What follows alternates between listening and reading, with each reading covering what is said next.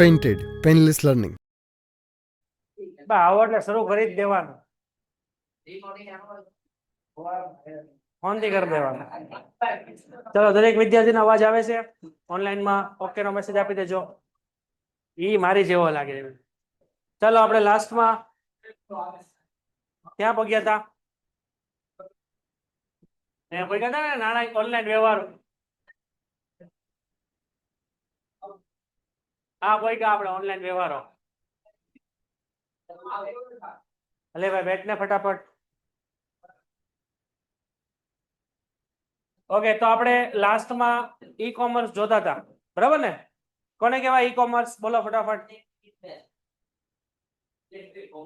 Electronic commerce, બરાબર ને? જેને આપણે ઈ કોમર્સ તરીકે ઓળખીએ છીએ, જેની અંદર કોમર્સ ને એટલે કે વાણિજ્યને લગતી બધી સેવાઓ કેવી મળશે આપણને? ઓનલાઈન મળશે. પછી બીજું, ઈ કોમર્સના કાર્યક્ષેત્ર કયા કયા?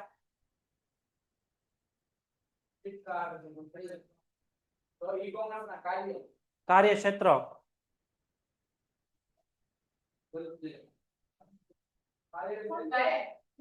B2B,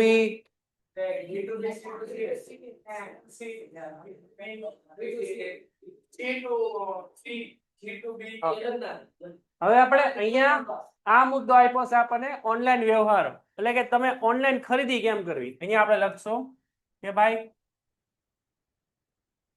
ઓનલાઈન ખરીદી કઈ રીતે કરવી. અહીંયા આવો પ્રશ્ન લખી નાખો. આ પ્રશ્ન અહીંયા લખો બુકમાં. એટલે આવડે ને એટલે આ એમ જ કરવાનું છે. ઓનલાઈન ખરીદી કરતા આવડે ને તમને? એમેઝોન, ફ્લિપકાર્ટ માંથી વસ્તુ મંગાવતા આવડે ને? કોને નથી આવડતું? બધાને આવડે ને? બસ, તો આટલું લખી નાખો. આવડતું હશે ને તો આપને બધાને આવડશે ફટાફટ. ભાઈ ઓનલાઈન માં આવડે છે બધાને ખરીદી કરતા? એમેઝોન કે ફ્લિપકાર્ટ માંથી વસ્તુ મંગાવેલી હોય કે નહીં આપણે, તો એને જ આપણે શું કહેવાય કે ભાઈ ઓનલાઈન વ્યવહારો, એટલે ઓનલાઈન ખરીદી કેમ કરવી એ આપણને બધાને ખબર જ હોય, હાગે ના? તો સૌથી પહેલા શું કરવાનું હોય આપણે? સૌથી પહેલા અહીંયા આપ્યું છે આપણને, ભાઈ સૌથી પહેલા શું આપ્યું છે? પૂર્વ ખરીદી કે વેચાણનો તબક્કો. ભાઈ તમારે મોબાઈલ ખરીદવો છે તમે શું કરો? પેલા ગૂગલ ઉપર સર્ચ કરો ને મોબાઈલ નું નામ, હાગે ના?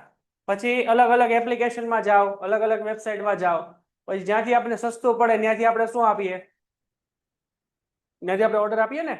તો સૌથી પહેલા પૂર્વ ખરીદીના તબક્કો શું હોય કે એમાં આપણે શું કરવાની છે? માહિતી પ્રાપ્ત કરવાની છે કે ભાઈ ક્યાંથી આપણે સસ્તું પડશે. સમજાણું કે ન સમજાણું? આપણે એપલ નો મોબાઈલ મંગાવવાનો છે 16 Pro Max, હાગે ના? હવે એ મોબાઈલ મંગાવવો હોય એટલે તમે નેટ ઉપર સર્ચ કરો કે નહીં મોબાઈલ નું નામ, એટલે ઘણી બધી એપ્લિકેશનો આવે. એમેઝોન છે, ફ્લિપકાર્ટ છે, બરાબર છે, રિલાયન્સ છે, પછી ઓલું કયું આવે ટાટા કંપનીનું એટલે મોલ છે રિલાયન્સ મોલ છે, પછી આ ટૂંકમાં ક્રોમા. તો આ બધાની એપ્લિકેશનો હોય, નેટ ઉપર બતાવે આપણને. તેમાં બધામાં આપણે સર્ચ કરીએ કેમાં ઓફર સારી છે, ક્યાં સસ્તો પડે છે, ક્યાં ફાયદો પડે છે, હાગે ના? તો સૌથી પહેલા આપણે શું કરવાની? આપણે માહિતી મેળવવાની. માહિતી મળી ગઈ ક્યાં સારું છે, હાગે ના? તો બીજું શું કરવાની? વેચાણ ખરીદીને શરતો જોવાની. એ શરતો એટલે તમે શું જોવો કે ભાઈ અહીંયા આપણે પેમેન્ટ આપવાનું છે, તો પેમેન્ટ કઈ રીતે આપશું બોલો? બધી ઓપ્શન હોય ને આપણી પાસે પેમેન્ટના, કે ભાઈ હપ્તે, હા, પછી આપણી પાસે આ વસ્તુ હપ્તે મળશે કે નહીં મળે, હપ્તે એટલે ઇન્સ્ટોલમેન્ટ ઉપર મળશે કે નહીં મળે, પછી બેંકની ઓફરો આવે બધી, ક્રેડિટ કાર્ડથી પેમેન્ટ આપો 2000 3000 ઓછા હોય ને, આવું બધું. તો આ બધી આપણે શું માહિતી મેળવવાની? આ બધી શરતો જોઈ લેવાની, બરોબર છે? પેલા માહિતી મળી, પછી આપણે શરતો મળી ગઈ, પછી આપણે શું કરવાનું? નાણાંની ચુકવણી આપણે કરવાની. પેમેન્ટ આપણે કેટલી રીતે કરીએ કે આપણે બધાને ખબર જ છે. હવે પહેલા અને બીજા તબક્કામાં આપણે શું કરીએ? માહિતી મેળવી, ત્યારબાદ આ તબક્કામાં વસ્તુ અને નાણાંની આપ-લેનો સમાવેશ થાય છે, જેમાં ઇન્ટરનેટ દ્વારા આપણે ઓનલાઈન વ્યવહાર કરવાના હોય તો પ્રક્રિયા આપણે ઝડપી અને ઓછી ખર્ચે બને. અહીંયા ઓનલાઈન આપણે જ્યારે ખરીદી કરીએ તો આ સમગ્ર પ્રક્રિયા ગ્રાહકના દ્રષ્ટિકોણથી વર્ણવવામાં આવેલી હોય, એટલે કે ગ્રાહક જ્યારે તમે વસ્તુ ખરીદો ને ત્યારે બધી માહિતી તમને ઇન ડિટેલમાં આપેલી હોય કે ભાઈ મોબાઈલની કિંમત કેટલી રહેશે, પછી એમાં જો તમે હપ્તો કરાવો તો હપ્તા કેટલા રહેશે, એક હપ્તો કેટલાનો રહેશે, વ્યાજ લાગશે કે નહીં લાગે, બરોબર છે? પછી અહીંયા માહિતીમાં તમે જુઓ તો કે મોબાઈલના કલર કેટલા રહેશે, ઓપ્શન આવે ને કલરના, પછી કેટલા જીબી રેમ રહેશે, કેટલા જીબી તો કે એની રોમ રહેશે, કેમેરો કેટલો રહેશે, બધા ઓપ્શન હોય. આ બધા ઓપ્શન પહેલા તમે શું કરો, પહેલા માહિતી મેળવો, પછી બધી શરતો વાંચો, પછી જેમ તમને ઓકે લાગે એટલે પૈસાની ચૂકવણી જુઓ. પૈસાની ચૂકવણી ઘણી બધી રીતે હોય, કેશ ઓન ડિલિવરી પણ હોય, ઓનલાઈન પેમેન્ટ પણ હોય, બરાબર, હપ્તાથી હોય, વોટેવર. પછી આપણે શું કરીએ, નોંધણી કરીએ. નોંધણી એટલે આપણે આ વસ્તુ ખરીદો ને એટલે બાય ઉપર આવો ને એટલે પહેલા આવે કે ભાઈ આઈડી પાસવર્ડ નાખો, તમારું એકાઉન્ટ બનાવો.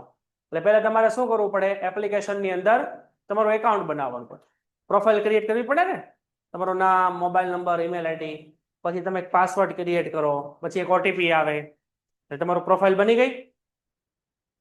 તેને કહેવાય આપણે નોંધણી, બરાબર.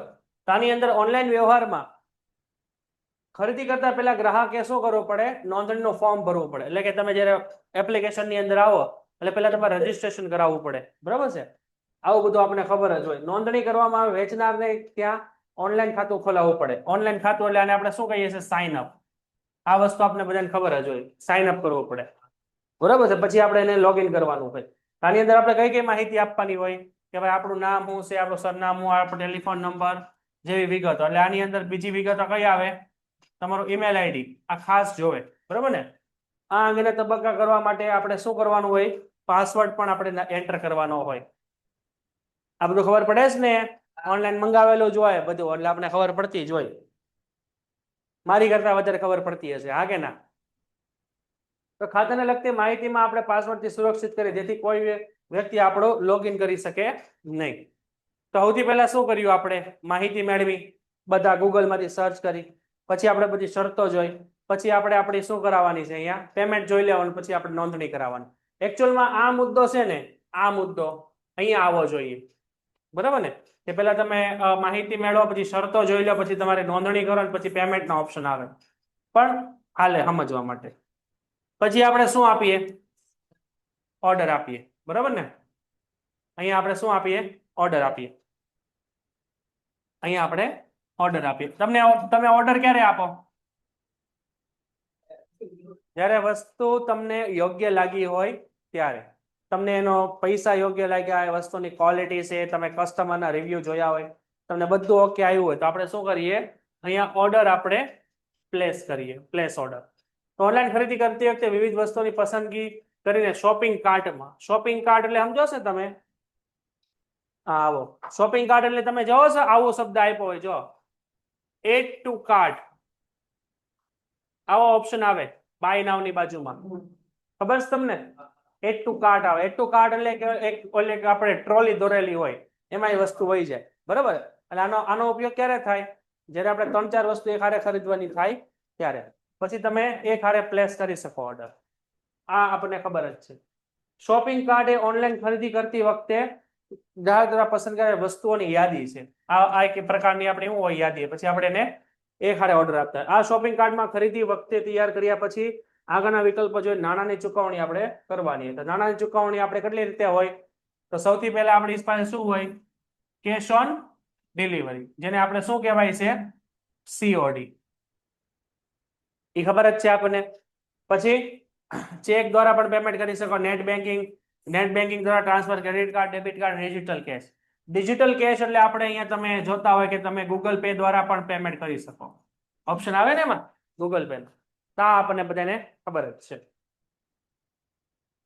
તો સૌથી પહેલા શું કરવાનું છે, પહેલા માહિતી પ્રાપ્ત કરો, પછી એની શરતો જોવો, પછી માલની ચૂકવણીમાં સૌથી પહેલા નોંધણી કરો, પછી ઓર્ડર આપો, પછી નાણાંની ચૂકવણી ના ઓપ્શન જોવો. તો નાણાંની ચૂકવણી આપણી પાસે ઘણી બધા ઓપ્શન છે.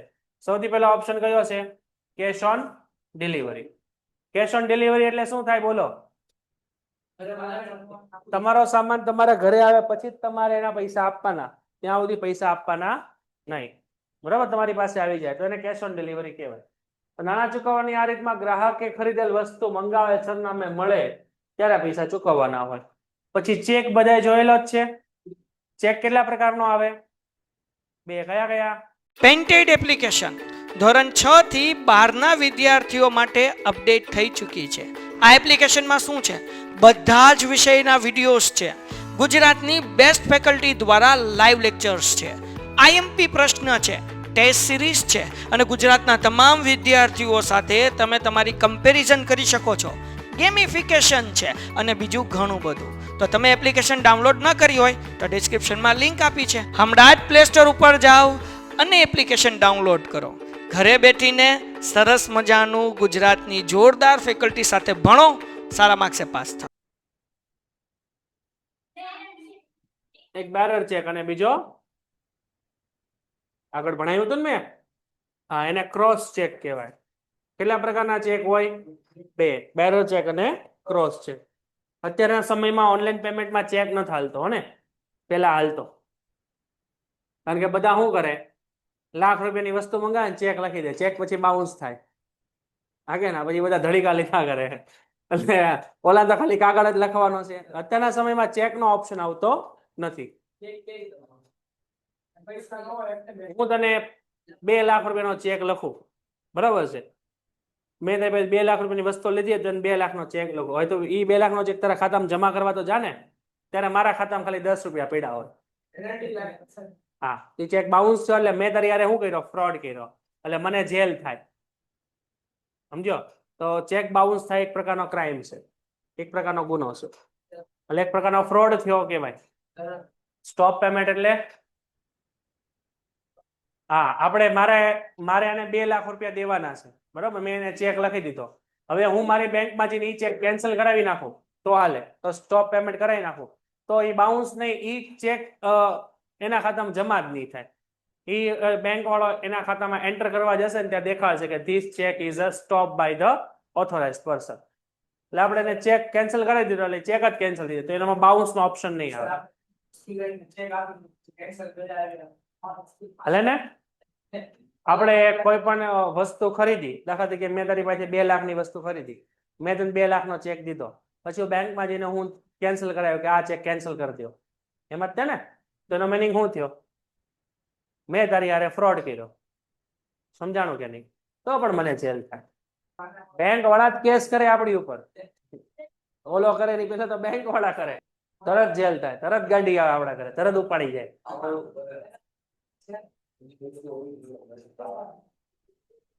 કેન્સલ થયો, નકરાયો એટલે કેન્સલ થયો. વાહ, પેલા પોલીસ વાળા પકડી જાય પછી કેસ થાય. હા, પેલા તો બેહાડી જ દે ગાડી, બેહી જાવ ડિવિઝન. હા, એટલે એવા કાંઈ ધંધા ન કરાય. હા કે ના? હવે ધ્યાન આપો. જામીન એટલે કે તું કોઈ ગુનામાં પકડાયો, બરોબર? હવે તને જેલ થાય તો હું કેમ જવાબદારી લઉં, હું ગેરંટી આપું કે ભાઈ આ વ્યક્તિ હવે આવું કઈ કરશે નહીં, બરાબર? તો મેં તારી જામીનગીરી આપી કહેવાય, મેં તારી સિક્યોરિટી આપી કહેવાય. હા હા, બદલામાં મારે મારા ઘરના પ્રોપર્ટી કે કઈ વસ્તુ હું કેપેબલ હોવા જોઈએ, દસ્તાવેજ હોય, હાથ બારની નકલ હોય, મારા નામે જમીન હોય, મારા નામે મકાન હોય, એ મારે ગીરવે મૂકી એની કોપી આપી અને એના ઉપર મારે તને જામીન આપવાના હોય. એ જેવો ગુનો હોય ને એવા જામીન નહીં. તું પછી ફ્રી થઈ જા. એટલે હું સરકારને ગેરંટી આપું છું કે આ વ્યક્તિ હવે આવું નહીં કરે, અને ઘરે રહેવા દે, આવો ગુનો નહીં કરે. અને જો પાછો તું એવો ગુનો કર ને તો તને ઉપાડે ને મને ઉપાડે. સમજાઈ ગયું કે નહીં? જેવો ગુનો હોય ને એવા જામીન હોય. નાનો મોટો ગુનો હોય તો 500-800 રૂપિયામાં જામીન પતી જાય. મોટો ગુનો હોય, દાખલા તરીકે ડ્રગ્સના કેસમાં તમે આવી ગયા હો તો 10-20 લાખ રૂપિયાના જામીન થાય, અહીં 10-20 લાખ રૂપિયાના જામીન થાય. એ નાના મોટા જામીન ન મળે. એમાં પછી એવા આમાં માણાય હોવા જોઈએ. સમજાણું કે નહીં? ઓકે, તો સ્ટાર્ટ કરીએ આપણે નેક્સ્ટ. તો ચેક દ્વારા આપણે જોઈએ. ચેક દ્વારા શું હોય? ચેકમાં 2 વ્યક્તિ હોય, ચેક લખનાર અને બીજો ચેક મેળવનાર. આપણને ખબર જ છે. તો કે ઓનલાઈન વેપારી ગ્રાહકના પક્ષે ચેક લખવાની વ્યવસ્થા પણ કરી આપે છે. વસ્તુની ખરીદી કરનાર વ્યક્તિ વેચનારને શું આપે? ચેક આપે. અને વસ્તુ વેચનાર વેપારી આ ચેકના નાણાંને પોતાના ખાતામાં જમા કર્યા બાદ વસ્તુ મોકલે છે. આ વસ્તુ અત્યારના સમયમાં કોઈ ઉપયોગ નથી કરતું, બરાબર છે? આ વસ્તુ અત્યારના સમયમાં કોઈ ઉપયોગ ઓનલાઈનમાં નથી કરતું, ઓફલાઈનમાં થાય છે. પછી નેટ બેન્કિંગ, આનો સૌથી વધારે યુઝ થાય. કારણ કે તમે net banking, online net banking થી તમે પેમેન્ટ આપો ને ક્રેડિટ કાર્ડ થી કે એનાથી, તેમાં તમને કેશબેક એ મળે 1000, 2000 નું, 5000 નું હોય ને, 10%, 5%. તો નેટ બેન્કિંગ એટલે આપણે શું કહેવાય ખબર જ છે. નેટ બેન્કિંગ, એમ બેન્કિંગ ખબર છે ને? આના વિશે આપણે બહુ ડિટેલમાં ચર્ચા કરી હતી. કેમ ગયું આપણું એ નેટ બેન્કિંગ ને બધું? આના ઉપર આપણે ડિટેલમાં ચર્ચા કરી હતી ઓકે ને નેટ બેન્કિંગ કોને કહેવાય અને એમ બેન્કિંગ કોને કહેવાય આ આપણું ઈ બેન્કિંગ એટલે તે શું થાય નેટ બેન્કિંગ બરાબર જેમાં ઇલેક્ટ્રોનિક બેન્કિંગ છે જેમાં આરટીજીએસ ને એનઈએફટી દ્વારા તમે પેમેન્ટ કરી શકો ઓકે રેડી તો નેક્સ્ટ આપણે આપ્યું છે ઇન્ટરનેટ બેન્કિંગ તો વર્તમાન સમયમાં બેંકો ઇન્ટરનેટના માધ્યમથી પણ નાણાંની ચૂકવણીની ફેરબદલી કરે છે આ પ્રક્રિયામાં ખરીદનાર ચૂકવવાની થતી રકમ પોતાના બેંકના ખાતામાંથી ઓનલાઈન વેપારીના ખાતામાં શું કરે જમા કરે એટલે ટ્રાન્સફર કરે છે ઓકે ટ્રાન્સફર થયા પછી માલ મોકલવામાં અહીંયા આવે છે એટલે પહેલા તમારે પેમેન્ટ કરવાનું હોય એડવાન્સ પેમેન્ટ હોય ને ઓનલાઈન તમે મોબાઈલ મંગાવો એમાં નેટ બેન્કિંગ નો ઓપ્શન આવે તો તમારે ઓનલાઈન પેમેન્ટ કરવાનું હોય ને પહેલા પેમેન્ટ કરવા પછી તમારા ઘરે વસ્તુ આવે કેશ ઓન ડિલિવરી એકમાત્ર એવી વસ્તુ છે કે જેમાં તમારે તમારી વસ્તુ તમારા ઘરે પોગે પછી પૈસા દેવાના બાકી આ બધામાં શું કરવાનું છે પહેલા પૈસા દેવાના પછી છે ક્રેડિટ કાર્ડ અને ડેબિટ કાર્ડ તો ક્રેડિટ કાર્ડ ને ડેબિટ કાર્ડ કોને કહેવાય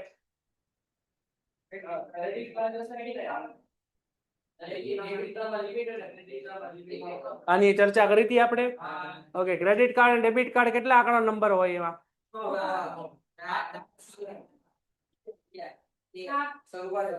16 આંકડા નંબર હોય બરાબર 16 આંકડાનો હોય એને ક્રેડિટ કાર્ડ કહેવાય જોયેલું જોઈએ બધા ક્રેડિટ કાર્ડ એમાં આગળ 16 આંકડાનો નંબર હોય ક્રેડિટ કાર્ડ હોય કે ડેબિટ કાર્ડ બંનેમાં 16 આંકડાનો નંબર હોય 4 ના 4 સ્લેબ હોય આની આપણે ચર્ચા કરી હતી જો આવી રીતના હોય ક્રેડિટ કાર્ડ નો નંબર 44 18 21 19 20 01 27 08 આવી રીતના નંબર હોય આવી રીતના આપણે 16 આંકડાનો નંબર હોય બરોબર ને હવે આની અંદર એક આ નંબર હોય પછી તમારે એક્સપાયરી યર હોય ને એક્સપાયરી યર આપણે આગળ આપેલું હોય દાખલા તરીકે 07/2035 એટલે આ એક્સપાયરી ડેટ હોય આપણી કે જેમાં આ એક્સપાયર થતો હોય અને તમે ક્રેડિટ કાર્ડ ડેબિટ કાર્ડ ને પાછળ ફેરવો ને એટલે એમાં સીવીવી નંબર હોય સીવીવી નંબર હોય ને એ 3 આંકડાનો હોય દાખલા તરીકે 381 સમજાણું કે નહીં આ 3 વસ્તુ તમારે ઓનલાઈન એન્ટર કરવાની તમારો ક્રેડિટ કાર્ડ કે ડેબિટ કાર્ડ નો નંબર તમારી એક્સપાયરી ડેટ અને સીવીવી નંબર તે કાર્ડની પાછળ લખેલો હોય 3 આંકડાનો આ વસ્તુ એન્ટર કરો એટલે તમારા ફોનમાં ઓટીપી આવે અને ઓટીપી આવે ઓટીપી એન્ટર કરો એટલે તમારું પેમેન્ટ થઈ જાય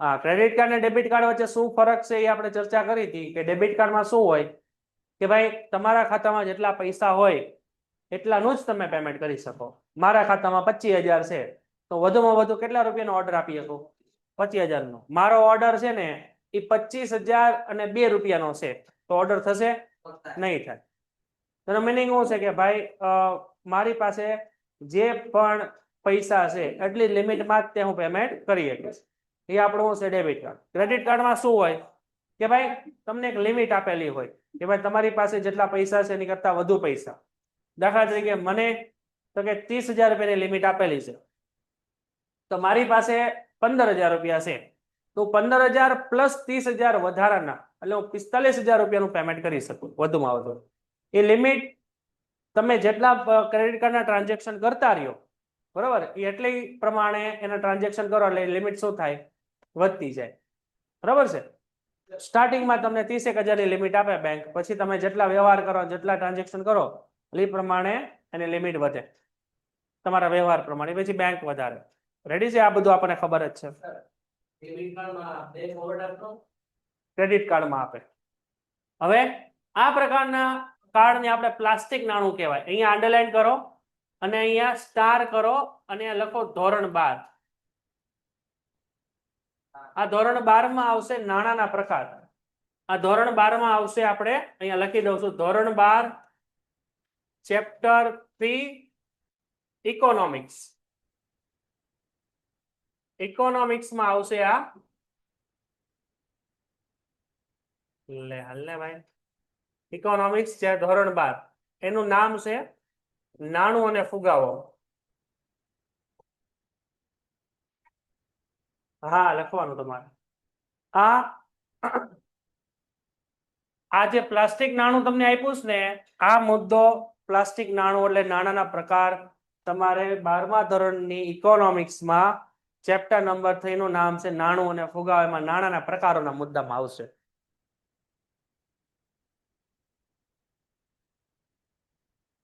સમજાણું કે નહીં ક્યાં આવશે આ મુદ્દો 12મા ઇકોનોમિક્સના ચેપ્ટર નંબર 3 માં શું નામ છે ચેપ્ટર 3 નું નાણું અને ફુગાવો એમાં નાણાંના પ્રકારોમાં આ એક પ્રકાર છે પ્લાસ્ટિક નાણું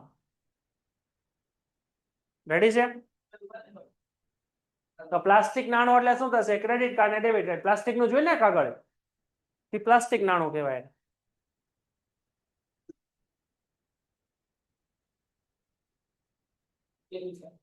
ઓકે તો આ કાર્ડ ઓનલાઈન નાણાકીય વ્યવહારો માટે બહોળા પ્રમાણમાં ઉપયોગ થાય છે ક્રેડિટ કાર્ડ આપનાર બેંક કાર્ડ ધારકને શાખ પર ખરીદી કરવાની સુવિધા આપે છે અહીંયા અંડરલાઈન કરો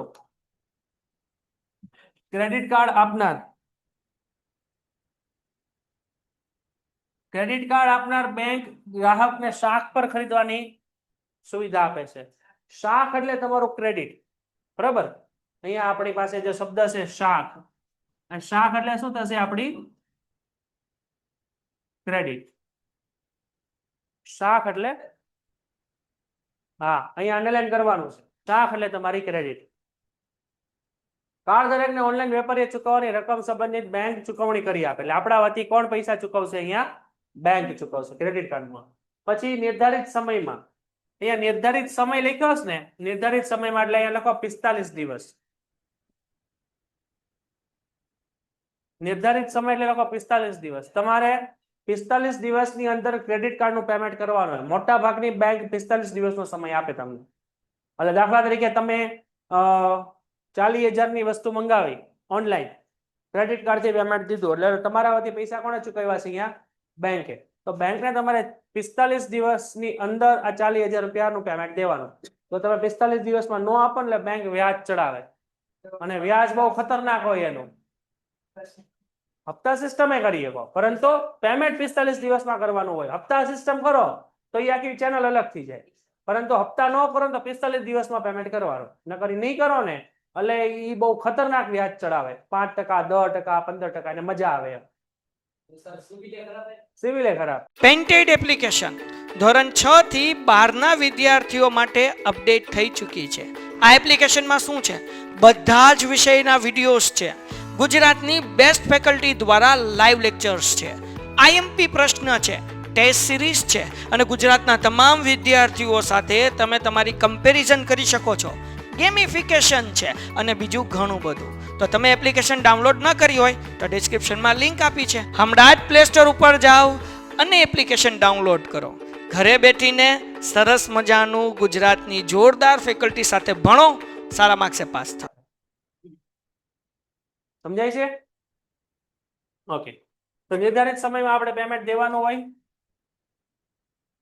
તો કાર્ડ ધારકને હપ્તાથી કે સગવડની મુજબ નિર્ધારિત અહીંયા જો કાર્ડ ધારકને હપ્તાથી એટલે હપ્તા એટલે આપણે શું થશે ઈએમઆઈ દ્વારા અને પોતાની સગવડ મુજબ નિર્ધારિત સમયમાં નાણાં ચૂકવવા નિર્ધારિત સમય કેટલો છે આપણો 45 દિવસમાં આપણે પેમેન્ટ ચૂકવી દેવાનું હોય રેડી ફ્રોડ થાય તો આપણે પોલીસ કેસ કરવાનો સાયબર ક્રાઇમમાં ભરવાના આપણે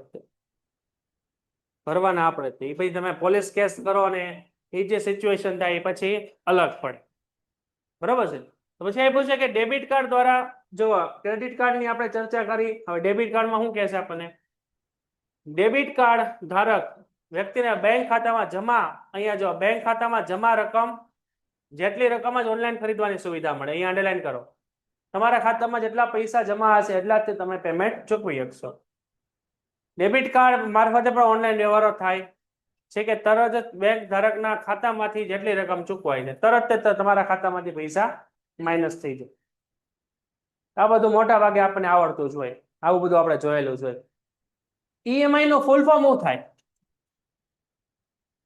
ઈએમઆઈ નું ફૂલ ફોર્મ શું થાય ભાઈ ઓનલાઈનમાં કોઈને ખબર છે ઈએમઆઈ નું ફૂલ ફોર્મ શું થાય તો કમેન્ટ કરો એટલે હમણાં ઘણા ગૂગલ માંથી ફૂલ ફોર્મ કાઢીને પેસ્ટ કરશે જોજો ઈએમઆઈ નામ સાંભળ્યું ને ઈએમઆઈ એટલે ખબર ને હપ્તા તો ઈએમઆઈ નું ફૂલ ફોર્મ શું થાય હા પછી શું થશે એવરી મંથ ઇન્સ્ટોલમેન્ટ, ના ના, એવરી મંથ ઇન્સ્ટોલમેન્ટ નો થાય. ઇક્વોટેડ મંથ, આ જો આને જે ઇક્વોટેડ એ નો થાય. લખો એનું ફૂલ ફોર્મ શું થાય?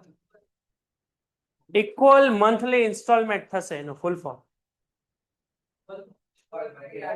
Equal monthly installment. ઇક્વલ એટલે શું? સરખા. તો તમે હપ્તા પડાવો એટલે દર મહિને હરખો જ હપ્તો આવે, જોજો. એટલે ઇક્વલ મંથલી ઇન્સ્ટોલમેન્ટ થાય ફૂલ ફોર્મ લખી નાખો. તમને કોઈ પૂછે ને ભવિષ્યમાં કે ભાઈ ઈએમઆઈ માં હપ્તા પડાવે, તમારે સામું પૂછવાનું ઈએમઆઈ નું ફૂલ ફોર્મ બોલ, 10 રૂપિયા આપું વાપરવા. એટલે એ ના આવડે, મને નહીં આવડે. એટલે એનું ફૂલ ફોર્મ થશે equal money installment, monthly installment. આ એ છે હો, ઇક્વલ મંથલી ઇન્સ્ટોલમેન્ટ. સરખા મહિનાના હપ્તા ગુજરાતીમાં હા ને, હરખા મહિનાના હપ્તા. એક હરખા જોઈએ, એક હરખા હપ્તા મહિને મહિને. રેડી છે એટલું? પછી આપ્યું છે આપણે પેમેન્ટ નો option digital cash. Equal money monthly instalment. Money ની મંથલી, દર મહિનાના હરખા હપ્તા. તો નેક્સ્ટ ના પછી આપ્યું છે આપણને ડિજિટલ કેશ. ડિજિટલ કેશ એટલે શું થશે? અત્યારના સમયમાં તમને બધાને ખબર જ હોય, જે તમે યુપીઆઈ થી પેમેન્ટ કરો છો, યુપીઆઈ એટલે કે ગૂગલ પે થી જે તમે પેમેન્ટ કરો છો એ. તો હવે યુપીઆઈ સિસ્ટમ છે ગવર્મેન્ટની, યુપીઆઈ નું ફૂલ ફોર્મ શું થાય એ તમે વિચારી રાખજો. આપણે હું પણ United.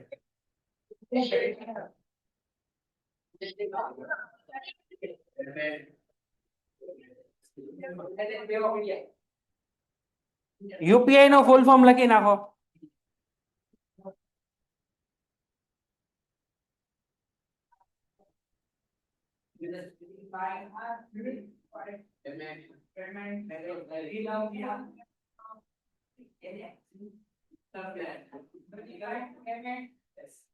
Unified payment interface, UPI. જે તમે ઓકે, તો ડિજિટલ કેશ એટલે આપણે બધાને ખબર છે કે ભાઈ તમે ગૂગલ પે ફોન પે થી જે પેમેન્ટ કરો, એટલે ગૂગલ પે ને ફોન પે છે ને એ બધી થર્ડ પાર્ટી એપ્લિકેશન છે જેમાં બેંક ટુ બેંક પૈસા ટ્રાન્સફર થાય. એની માટે યુપીઆઈ સિસ્ટમ આવે. યુપીઆઈ સિસ્ટમ ની અંદર તમે જોજો ગૂગલ પે કે ફોન પે કરો ને તમારું યુપીઆઈ આઈડી બને, યુપીઆઈ આઈડી બને ને એનો ક્યુઆર કોડ બને. તો એ આ એક આખો પ્લેટફોર્મ છે જેનાથી તમે ગૂગલ પે ની અંદર પૈસા મોકલી શકો. તો ડિજિટલ કેશ આ એક પ્રકારનું ઇલેક્ટ્રોનિક ચલણ છે, બરાબર, ઇલેક્ટ્રોનિક મની છે જેને આપણે ઈ મની પણ કહેવાય. અને શું કહેવાય અંગ્રેજીમાં? ઈ મની. અને ઈ મની પણ કહેવાય, અહીંયા લખી નાખજો. તો આની અંદર શું હોય કે જે માત્ર સાયબર સ્પેસ એટલે ઇન્ટરનેટના વિશ્વમાં જ અસ્તિત્વ ધરાવે. એટલે આ પૈસા તમે પકડી ન શકો. આ કેવા છે? અભૌતિક હોય. તમારા ખીચામાં 10 નોટ હોય પકડાય. ગૂગલ પે માં 10 રૂપિયા કેમ પકડો તમે? એ કેવા છે? તમે મોબાઈલ પકડો, ફોન ક્યાં પકડો છો? અલા, કેશ તમારા હાથમાં ક્યાં આવે? ફોન પકડો ને તમે તો. એટલે એ તો શું છે કે ઇલેક્ટ્રોનિક ફોર્મમાં છે, એટલે એને આપણે ઈ મની પણ કહેવાય છે, બરાબર છે. તો આ પ્રકારના ચલણનું કોઈ ભૌતિક અસ્તિત્વ હોતું નથી. એટલે આ ચલણ કેવું છે ભાઈ? આ ચલણ છે અભૌતિક. આ કેવું ચલણ છે? અભૌતિક ચલણ છે, બરોબર છે.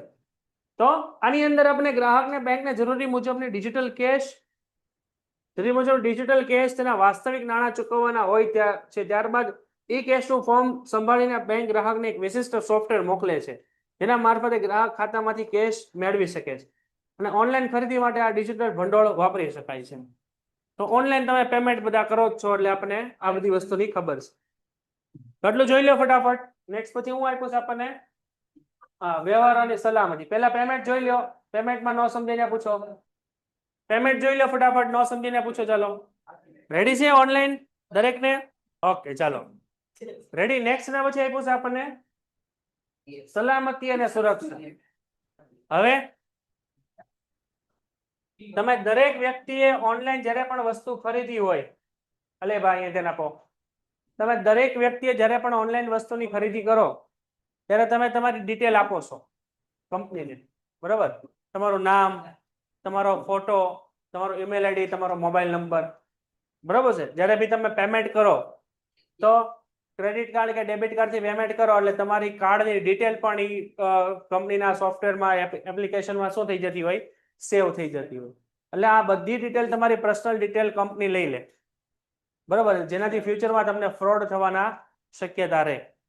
તમારું નામ શું છે, તમે ક્યાં રહ્યો છો, તમારો મોબાઈલ નંબર શું છે, તમારો ઈમેલ આઈડી શું છે, આ બધું કંપનીને ખબર છે.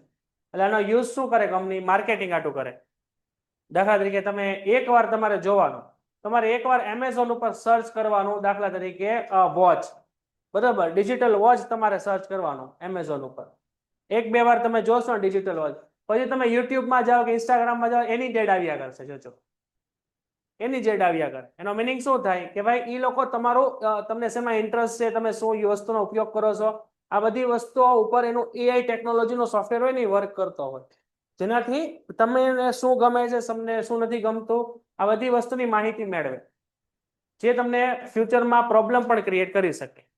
તમારું નામ શું છે, તમારો મોબાઈલ નંબર શું છે, તમારો ફોટો કેવો છે, તમને શું ગમે છે, શું નથી ગમતું, તમે ક્યાં રહ્યો છો, તમારો ઈમેલ આઈડી, આ બધું કોની પાસે છે? કંપની પાસે.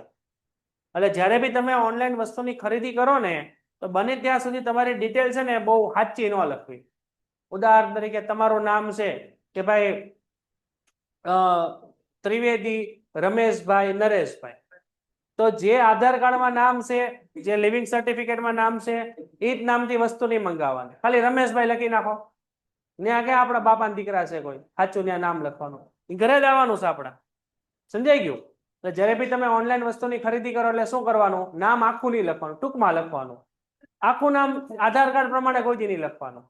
એટલે પેલા તમારી ડિટેલ કેવી છે ત્યાં પૂરેપૂરી ન મળે. બીજું, તમારે ઓનલાઈન ખરીદી કરો ને ત્યારે તમારું એવું ઈમેલ આઈડી બીજું રાખવાનું કે જે બેંકમાં કે કોઈ એવી જગ્યાએ ન આપેલું કે જેનાથી તમને ફ્રોડ થવાના શક્યતા રહે.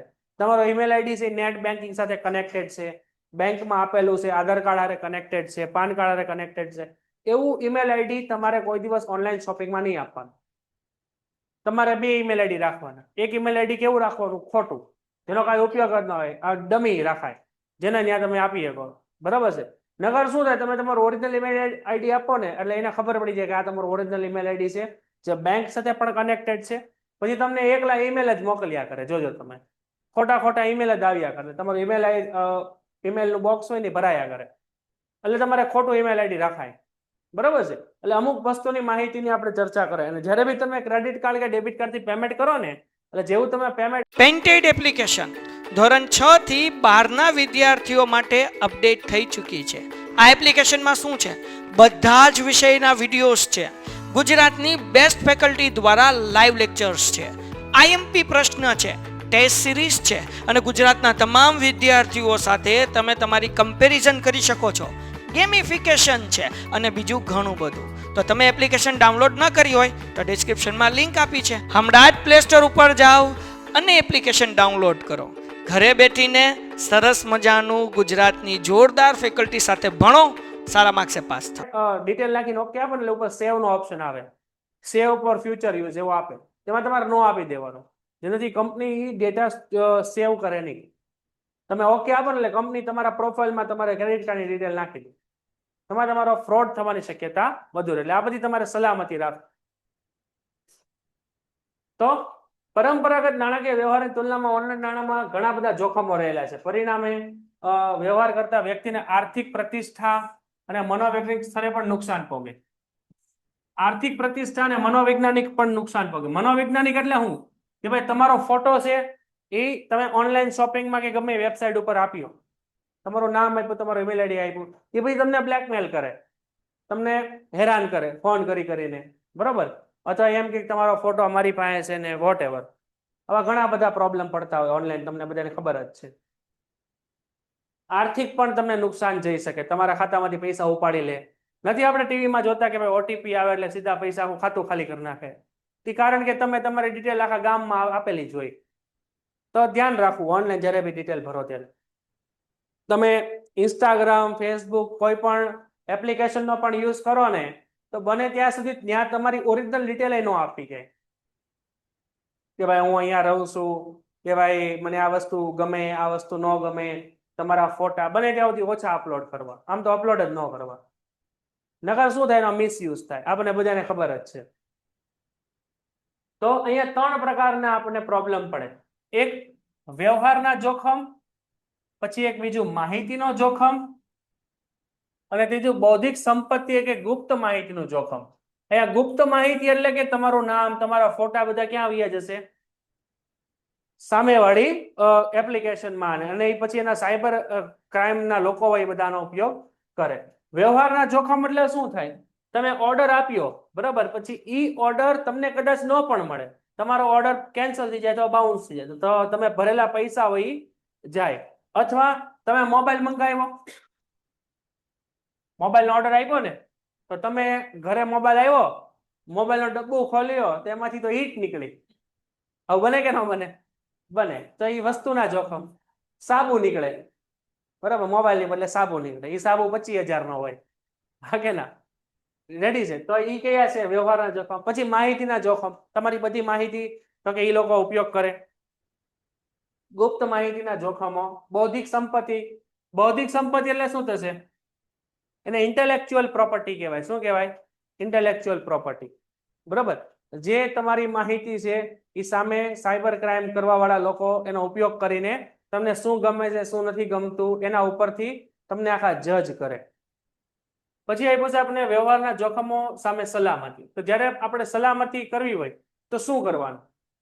આ બધા પ્રોબ્લેમ છે ને, તો અહીંયા સોલ્યુશન પણ છે. જો ઓનલાઈન વ્યવહારમાં ગ્રાહકે ઓર્ડર આપેલ નથી એવું વેચનાર જણાવે, તો ક્યારેય ગ્રાહકે પોતે ઓર્ડર આપેલ નથી તેવું જણાવે છે. ઘણી વાર તમને એમ કહે કે તમે ઓર્ડર આપી દીધો ને, તો ઓર્ડર તમારો કેન્સલ થઈ જાય, એટલે તમારે શું કરવાનું? ફરીથી ઓર્ડર દેવાનો. તો પહેલા ઓર્ડર આપ્યો તો એના પૈસા તમે દઈ દીધા 15,000, હવે ઓર્ડર શું થઈ જાય? કેન્સલ, અને તમારા 15,000 ગયા. એટલે હવે તમે શું કરો? ફરીથી ઓર્ડર આપો, પાછું પેમેન્ટ કરો. તો શું થયું? 15,000 ની જગ્યાએ તમે કેટલા રૂપિયા આપ્યા? 30,000. પછી તમારા ને તમારા પૈસા લેવા પછી તમારે કસ્ટમર કેરમાં ફોન કરવાનો અને કેટલી મગજમારીમાં ઉતરવાનો. તો અહીંયા આપણે ઓર્ડર આપો ત્યારે બહુ ધ્યાન આપવું, અને બને ત્યાં સુધી ઓનલાઈન વસ્તુ ક્યાંથી ખરીદવી? જે ઓથેન્ટિક વેબસાઇટ હોય ને, બરાબર, ત્યાંથી જ ખરીદવી. થર્ડ પાર્ટી કે કઈ નવી નવી બનેલી ત્યાં ન ખરીદવી. જેમ કે એમેઝોન છે, ફ્લિપકાર્ટ છે, આમાંથી તમે વસ્તુ મંગાવો તો આ લોકો કરોડો રૂપિયાનો બિઝનેસ કરતા હોય, એટલે ત્યાં તમારી સાથે ફ્રોડ ન થાય. જેમ કે મીશો છે, બરાબર.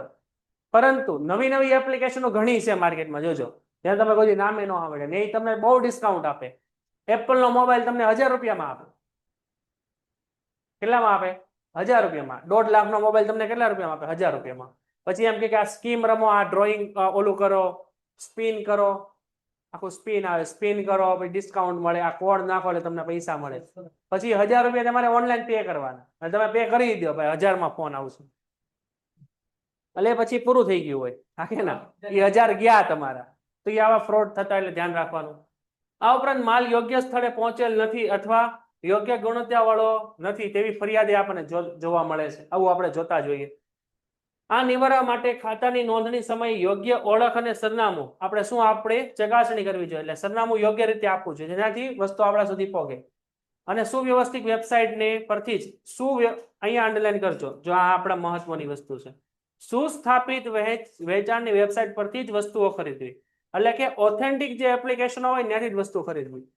દાખલા તરીકે એમેઝોન, ફ્લિપકાર્ટ, મીશો વગેરે, જેનાથી એ લોકો કંપની છે કરોડો રૂપિયાની, તો એ લોકો જવાબ આપશે તમને એના કસ્ટમર કેરમાં. હાવ થર્ડ પાર્ટી એપ્લિકેશનમાંથી ઓર્ડર દેવાય નહીં. હા, રેડી છે? હા, અંડરલાઈન કરવાનું. હા, પછી એ પૂછે આપણને માહિતી સંગ્રહમાં જોખમ સામે સલામતી. માહિતી સંગ્રહ એટલે શું થાય? તમારી જે ઇન્ફોર્મેશન હોય એ પણ કંપની સ્ટોર કરતી હોય, તમારું નામ, ફોટો, બરાબર, ઈમેલ આઈડી, ફોન નંબર વગેરે. તો માહિતીના સંદર્ભમાં અનેક જોખમો હોય. ખૂબ જ અગત્યની માહિતી સ્વાર્થ હેતુ માટે કે આનંદના હેતુ માટે ચોરી કે બદલી શકાય છે. તેમ વાયરસ કે હેકિંગ શબ્દથી તમે પરિચિત હશો. અંગત સ્વાર્થ માટે ઘણા બધા પિક્ચરમાં તમે જોયેલું હોય કે હેકર હોય ને તમારી બધી માહિતી લઈ લે, પછી તમને બ્લેકમેલ કરે. જોયું છે ને આવું? તમારો ફોન આખો હેક કરી લે, તમે કોની હારે વાત કરો છો, તમારા બધા ફોટા લઈ લે, હાકે ના, એ તમને બ્લેકમેલ કરે કે ભાઈ આટલા રૂપિયા આપો તો તમને આ બધી વસ્તુઓ તમને પાછી આપીશ. આવું બધું આપણે ઘણું બધું જોતા હોઈએ, હાકે ના. એટલે જ્યારે પણ ફોન યુઝ કરો ત્યારે પણ બહુ ધ્યાન રાખવું, બરાબર. આડી અવડી કોઈ એપ્લિકેશનમાં જવું નહીં, કોઈ પણ લિંક આવે ખબર ને વોટ્સઅપમાં, આવું બધું ખબર જ છે તમને. કોઈ લિંક ઉપર ક્લિક ન આપવું, નકર આખો ફોન આખો શું થઈ જાય, હેક થઈ જાય, તમારા પૈસા ઉપડી જાય વગેરે. તો વાયરસ એક કોમ્પ્યુટરનો પ્રોગ્રામ છે. વાયરસ કોમ્પ્યુટર સિસ્ટમમાં પોતાની નકલ ઊભી કરે છે અને માહિતીને નુકસાન પહોંચાડે છે. આ વસ્તુ આપણને ખબર છે. વાયરસ ખબર છે વાયરસ કોને કહેવાય? કોમ્પ્યુટરમાં આવી જે એક પ્રકારનું એપ્લિકેશન હોય કે તમારા ફોનમાં આવી જઈને બધું હેક કરી નાખે. અને વાયરસ સ્ક્રીન પર દાખલ કરે છે અને કોમ્પ્યુટર કાર્યમાં અટકાયત કરે છે, નિર્ધારિત માહિતીની ફાઇલને નુકસાન પહોંચાડે, તે સંપૂર્ણ સિસ્ટમને નુકસાન પહોંચાડે. એટલે વાયરસ શું કરે, તમારી કોમ્પ્યુટર હોય ને એની અંદર અટકાયત કરી દે, એટલે કે કોમ્પ્યુટર બંધ કરી દે, માહિતી કે ફાઇલને નુકસાન પહોંચાડે અથવા આખી કોમ્પ્યુટર જ તે ઉડી જાય. તો આ જોખમોને નિવારવા માટે આપણે એન્ટીવાયરસનો યુઝ કરતા હોઈએ. ઘણા એન્ટીવાયરસ છે કંપનીમાં, ખબર ને?